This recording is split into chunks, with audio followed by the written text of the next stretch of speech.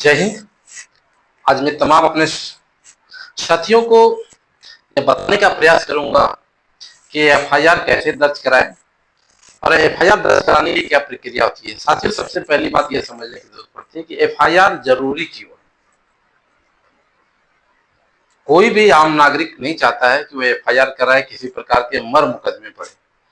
लेकिन जिस प्रकार से आज सामाजिक स्थितियां हैं, आप अपने आप में बहुत सेफ हैं, लेकिन रास्ते चलते कई बार ऐसे अराजक तत्व आपसे टकरा जाते हैं। किन समस्याओं का सामना करना पड़ता है। समस्याएं कभी पूछ के नहीं आती हैं। यह मेरा अपना अनुभव रहा है, मैंने देखा है। तो इसी क्रम में मैं चाहता हूं कि एक जानकारी आप तक शेयर की जाए कि एफआईआर कैसे दर्ज करें। सबसे पहले साथियों की अगर अपराध की जानकारी आपको है, अपराध की जानकारी आप कोई देख रहे हैं कि अपराध हुआ, आपके पास अपराध की जानकारी है, या आपके आसपास कोई इस तरह की घटना हुई जिसके आप गवाह हैं, आप जानते हैं कि घटना हुई, या खुद के ऊपर कोई इस प्रकार का मामला आ गया कि उसको पुलिस स्टेशन के थ्रू ही सॉल्व किया जा सकता है, तो आप एफआईआर जाके करा सकते हैं।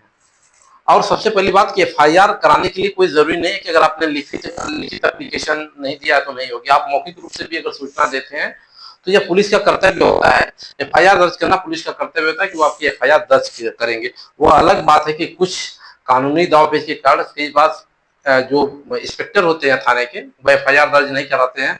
कई बार वो समझौता कराने का प्रयास करते हैं, ऐसा उनको जिम्मेदारी भी दी जाती है। लेकिन कुछ मामले ऐसे होते हैं कि जो अगर वह नहीं करना चाहते हैं, उससे आप बचना चाहते हैं, तो आपको बहुत परेशान होने की जरूरत नहीं है।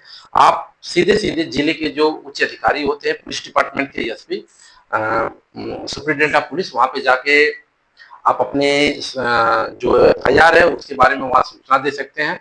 और थाने से भी आप लिखित में सूचना पूछ सकते हैं कि आखिरकार क्या कारण है कि मेरी एफआईआर दर्ज नहीं हो रही है। दूसरी बात साथियों, कि अगर एफआईआर दर्ज हो जाती है तो आपका एक नैतिक कर्तव्य है कि आप उसकी एक प्रतिलिपि एफआईआर की अपने पास रखें। क्योंकि जब भी मामला कोर्ट में जाएगा और जब भी आपको बुलाया जाएगा तो वह एफआईआर में तमाम चीजें पूछी जाएगी, कौन कौन सी धारा लगी, किस एक्ट के तहत जो है गिरफ्तारी हुई, तमाम अगर कुछ मामले है इस तरह से, तो कुल मिला जुला के है कि एफआईआर की कॉपी आपके पास होना चाहिए।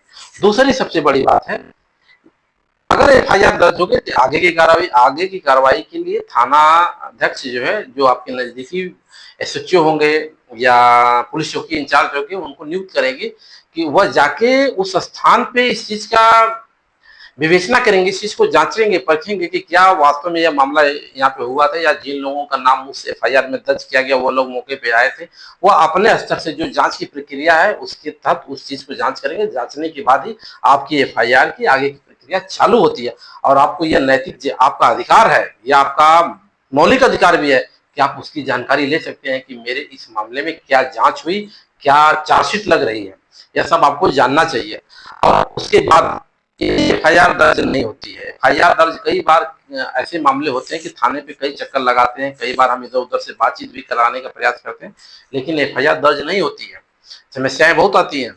तो उस मामले में आपको वहां किसी से लड़ना झगड़ना नहीं है। जिले के उच्च अधिकारी से बताइए, अगर वहां से नहीं सुनते हैं तो आप न्यायालय के सड़े में जाइए।